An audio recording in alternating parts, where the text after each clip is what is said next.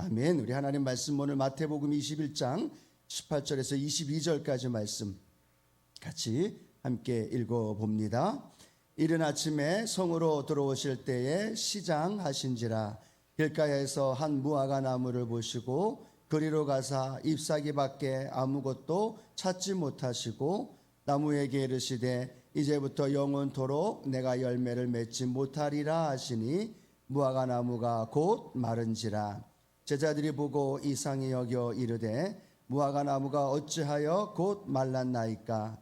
예수께서 대답하여 이르시되 내가 진실로 너희에게 이르노니 만일 너희가 믿음이 있고 의심하지 아니하면 이 무화과 나무에게 된 이런 일만 할 뿐 아니라 이 산더러 들려 바다에 던져지라 하여도 될 것이요 너희가 기도할 때에 무엇이든지 믿고 구하는 것은 다 받으리라 하시니라. 아멘. 네, 특별히 예수님이 고난주간 한 주간 걸어가신 그 길을 알아보면서요 마태복음을 중심으로 해서 우리가 함께 하나님 말씀을 나눕니다. 어제는 성전을 청결케 하셨던 예수님이고요, 오늘은 성전과 더불어 감람산에 머무시면서 제자들에게 천국에 대해서 비유로 설명을 해주시고 또 종교 지도자들과 변론을 하시면서 그들에게 하나님의 말씀을 전파하시는 그런 하루를 지내셨던 예수님의 모습을 보게 되어집니다. 특별히 오늘 우리가 읽은 말씀은요, 우리가 잘 아는 것처럼 예수님이 이른 아침 예루살렘 성으로 들어오십니다. 그럴 때 시장하시면서 그 옆에 있던 무화과 나무를 볼 때 무화과 나무의 잎사귀가 아주 무성한 것을 봅니다. 그래서 그 무화과 나무 열매를 얻기를 원했으나 얻었을까요? 못 얻었을까요? 얻지 못했다는 겁니다. 그 모습을 보고 예수님께서 이제부터 영원토록 그 나무가 열매를 맺지 못할 것이다 라고 말씀하시니까 나무가 곧 말랐더라라는 말씀이 기록이 됩니다. 이 말씀을 하신 그 모습을 보고 제자들이 의아해하면서 궁금해할 때 예수님은 그들에게 믿음에 대하여 중요성을 한 번 더 설명을 하면서 무화과 나무와 그리고 그 무화과 나무가 저주를 받음으로 말미암아 말라버렸고 그것이 믿음과 어떻게 연결되었는가에 대한 말씀을 오늘 본문을 통하여 우리에게 말씀합니다. 이 마태는 이 말씀을, 오늘 이 사건을 화요일에 기록하고 있지만 마가복음에는 월요일 날에 기록이 되어 있습니다. 여러분에게 나눠드린 것도 월요일 날로 기록이 되어 있는데요, 좀 차이가 있다라고 생각할 수 있지만 마가는 마가복음을 기록할 때 시간의 연대기적인 순서대로 그 기록을 마가복음에 기록하고 있다는 겁니다. 그런데 마태는 그 시간의 연대기적으로 기록한 것이 아니라 그 예수님이 행하셨던 일 중에 그 주제별로 그 가운데 담겨져 있는 주제, 그 뜻이 어떤 의미를 갖고 있는가에 따라서 그 성경을 기록하고 있는 차이점이 있다라는 사실을 우리가 생각해 보면 좋습니다. 그래서 여러분들에게 나눠드린 그리고 지난 주일날 주보에도 예수님이 행하셨던 고난주간에 그 말씀들을 마태, 마가, 누가, 요한에 맞춰서 기록해 드렸는데요, 그렇게 읽어보면서 마태는 그냥 시간의 연대기와는 상관없이 주제의 중심, 주제에 맞춰서 성경이 기록되어 있구나.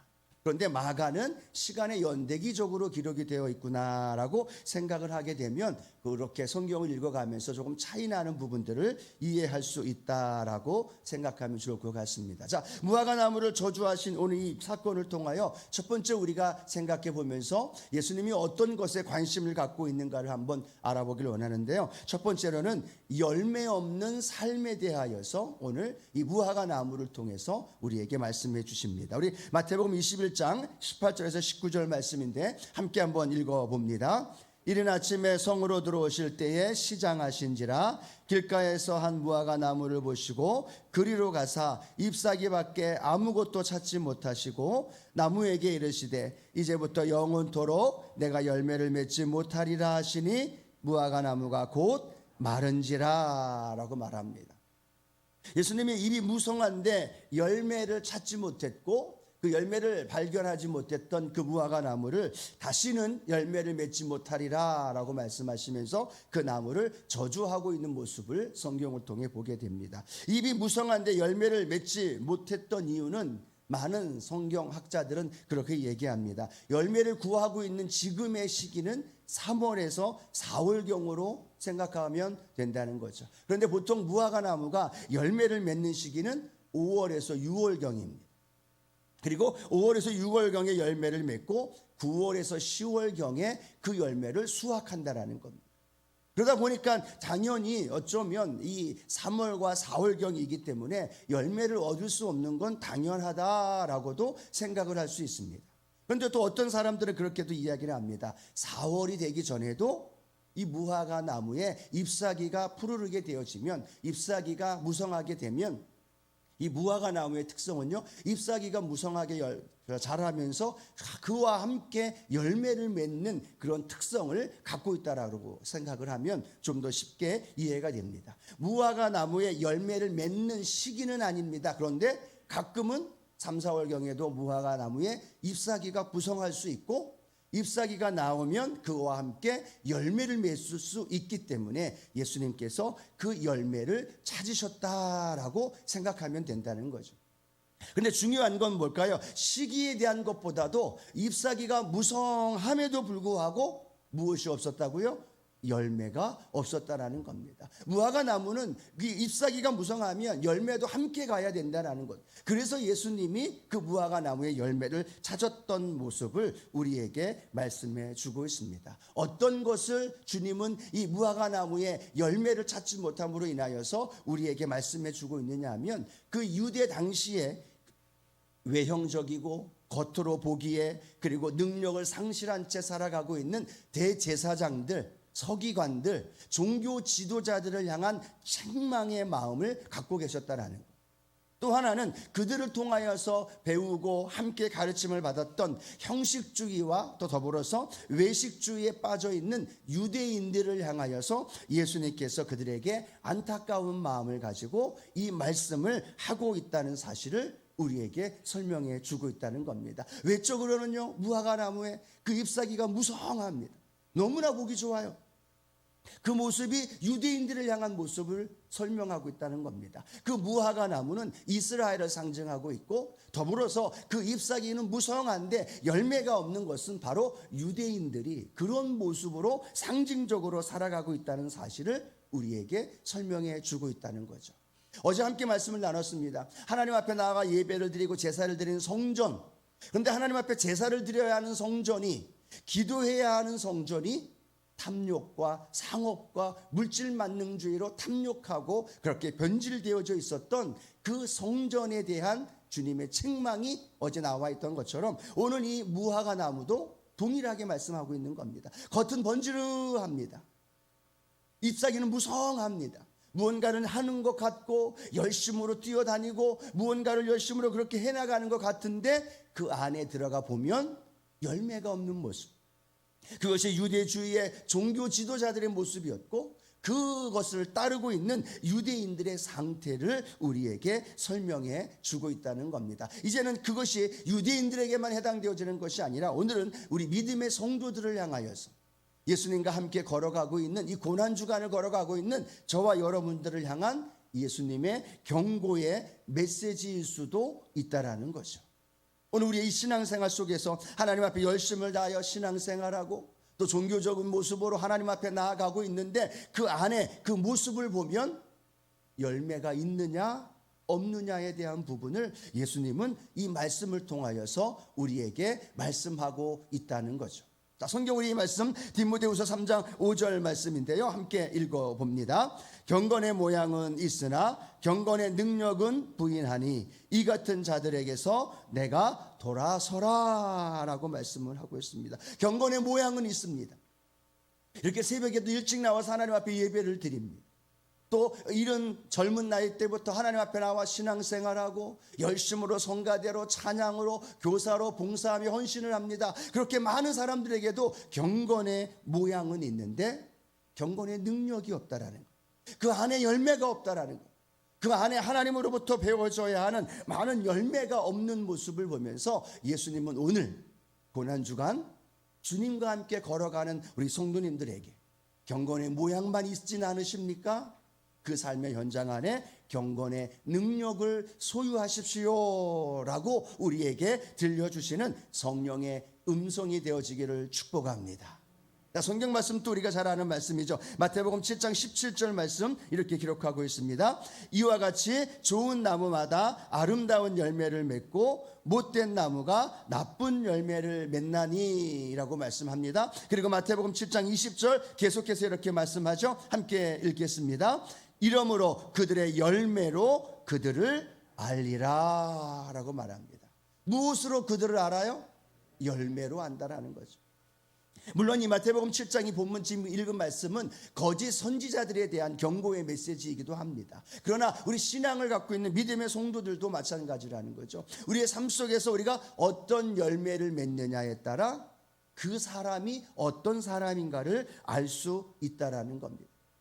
하나님 앞에서 신앙생활을 5년, 10년, 20년, 30년 그렇게 신앙생활에 나가면서도 그 사람의 성숙된 인격의 열매가 없는 모습.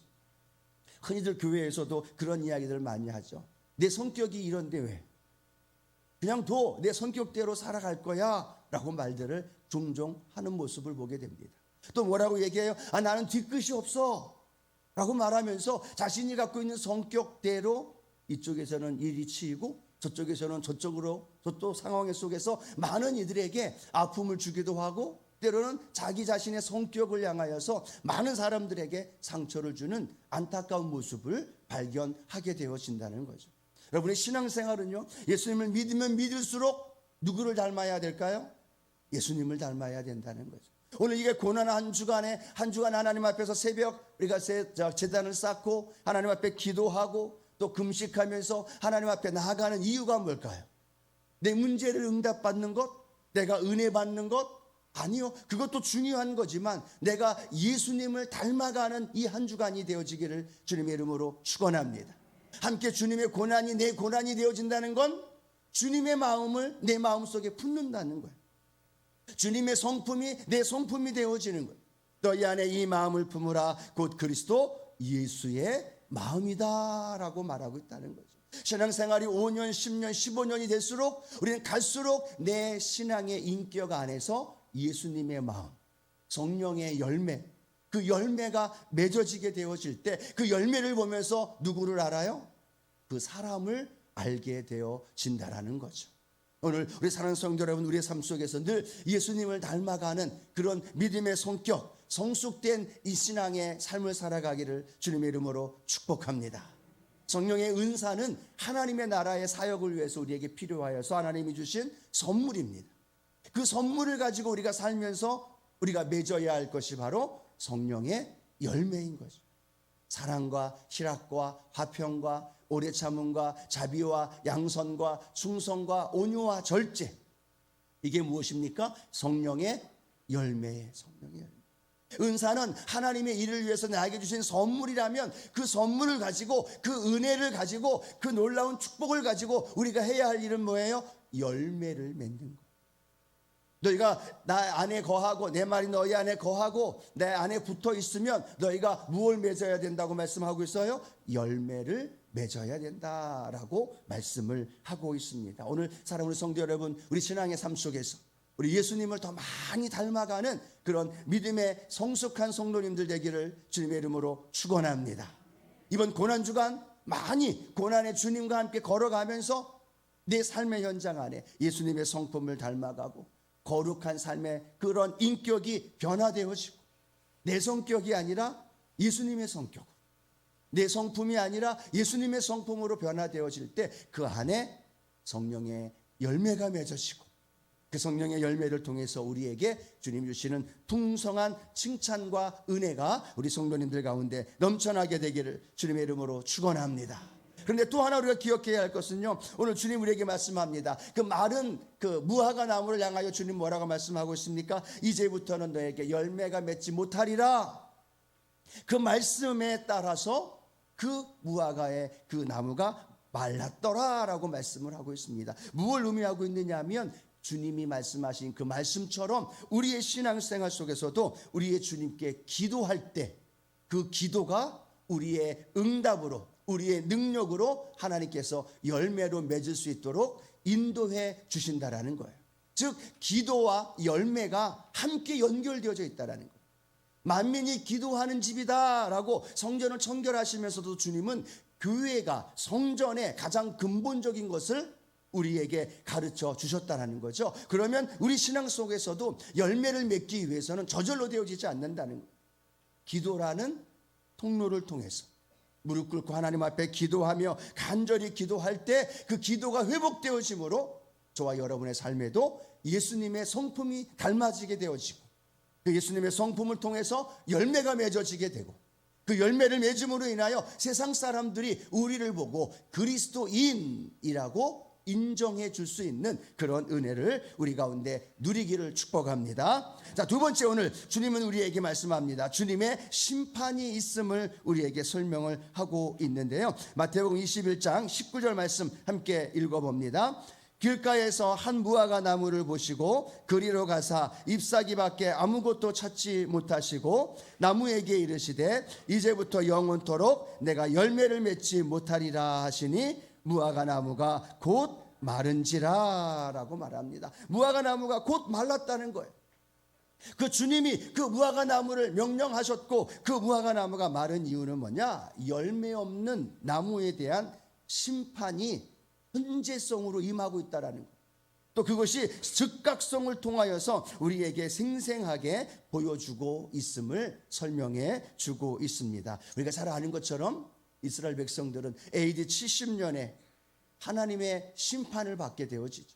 로마의 디도 장군을 통하여서 예루살렘이 멸망을 당하고 하나님의 성전이 붕괴되어지는 안타까운 모습을 발견합니다. 오늘 주님이 말씀하신 그 말씀이 이제 AD 70년, 불과 수십 년 지난 이후에 이스라엘 백성들에게 맺혀지어지는 안타까운 모습. 오늘 동일하게 우리도 기억해야 됩니다. 성경에 말씀하고 있습니다. 좋은 나무에서는 아름다운 열매를 맺지만 나쁜 나무에서는 나쁜 열매를 맺지만 그것으로 끝나는 것이 아니라 아름다운 열매는 맺지 못하는 그 나쁜 나무는 찍혀서 불에 던져진다라고 성경은 우리에게 말씀합니다. 또 이렇게 말씀하시죠. 나더러 주여 주여 하는 자마다 다 천국에 들어가지 않는다라고 말씀합니다. 뭐라고? 어떤 일을 행하는 자요? 주님의 뜻대로 살아가는 자가 천국에 들어갈 것이다.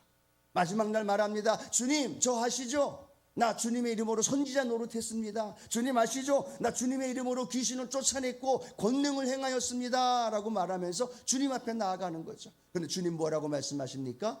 나는 너를 도무지 알지 못하노라. 이 불법을 행하는 자들아, 나에게서 떠나가라. 거짓 선지자들을 향한 주님의 책망의 말씀이지만 오늘 우리 인생 속에서 주님 안에서 열매를 맺고 또 그 열매를 통해서 주님 앞에 나가지 않는다면 찍혀 던져지게 되어진다라는 엄히 말씀하신 주님의 경고의 메시지가 오늘 이 고난주간을 살아가는 저와 여러분 마음속에도 깨닫는 은혜가 있게 되기를 축복합니다. 열매 맺는 삶을 살아가십시다. 예수님 닮아가는 삶을 살아가십시다.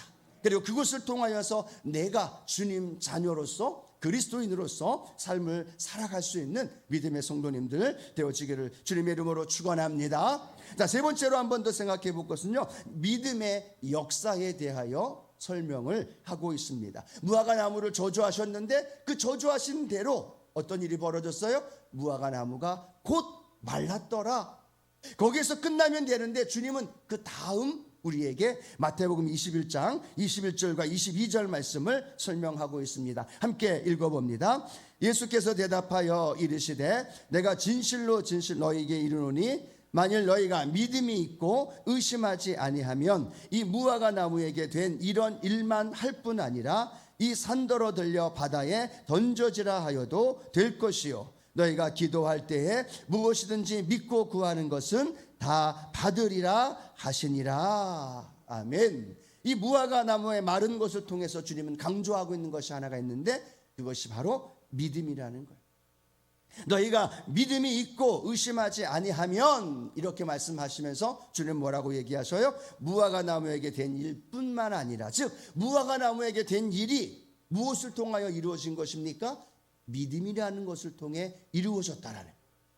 또 이렇게 말씀합니다. 이 무화과 나무에 되어진 일 이것만이 아니라 이 산더러 들려 바다에 던져지라 할지라도 그것이 될 것이다 라고 말합니다.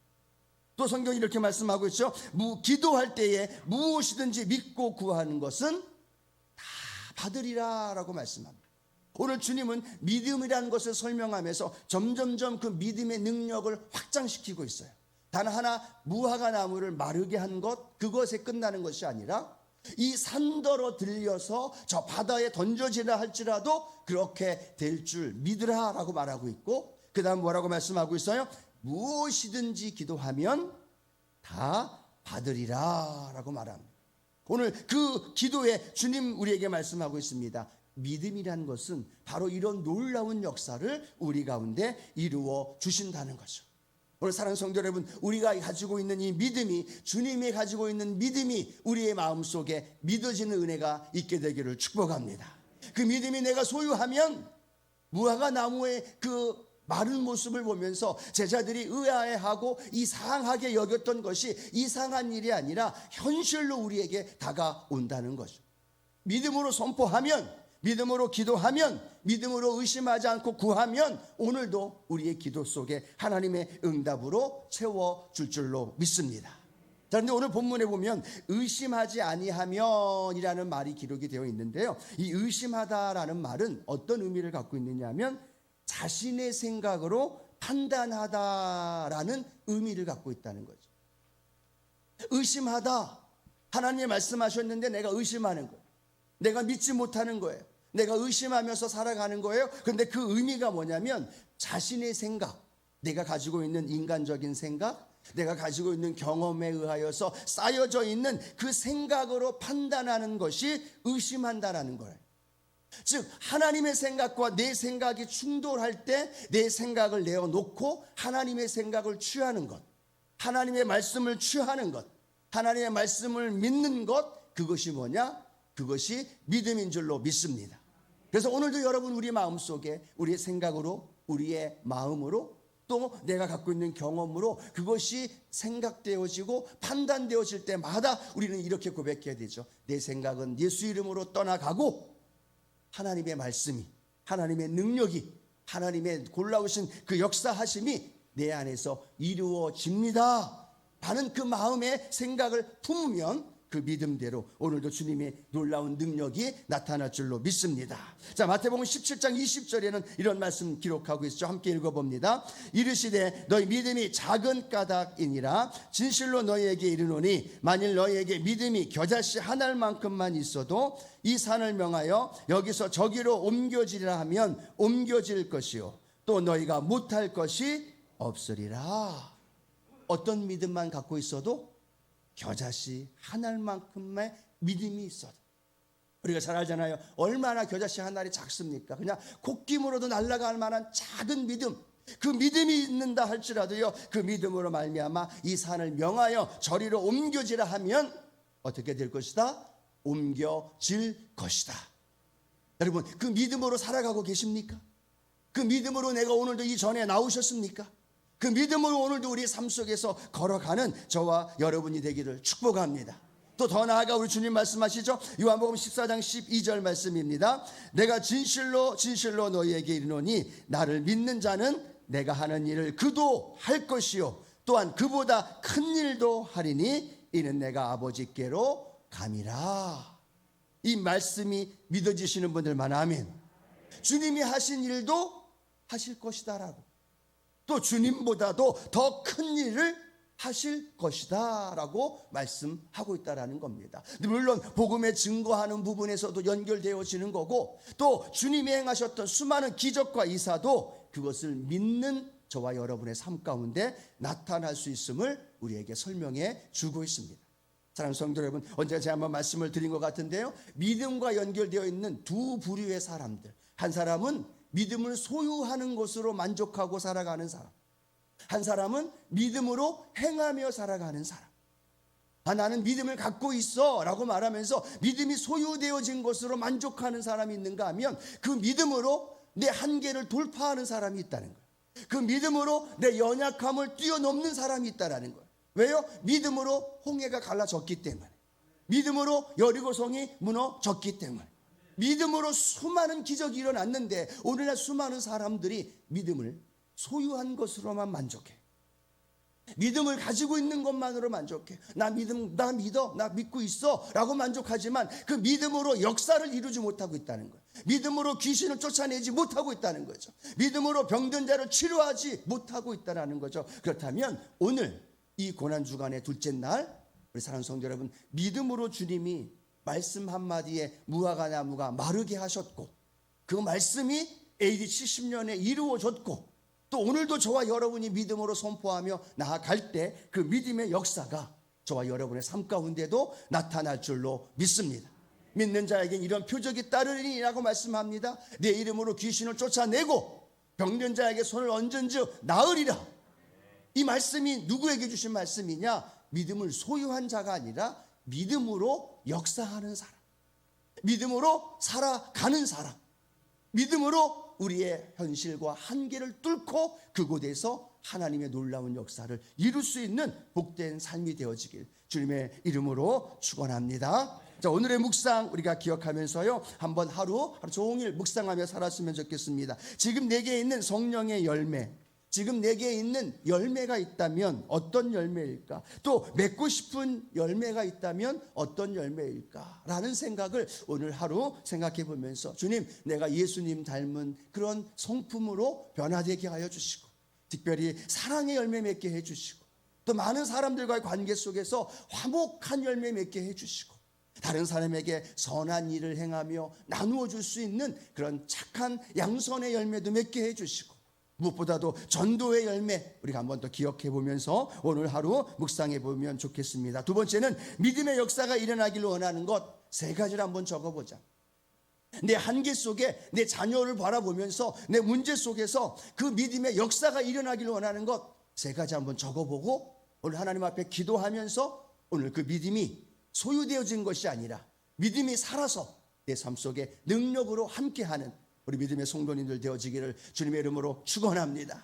둘째 날 우리가 함께 우리가 주님과 걸어가는 그곳에 오늘도요 놀라운 열매가 맺어지고 믿음의 역사로 충만케 되어지는 복된 삶을 살아가는 우리 성도님들 되어지기를 주님의 이름으로 축원합니다.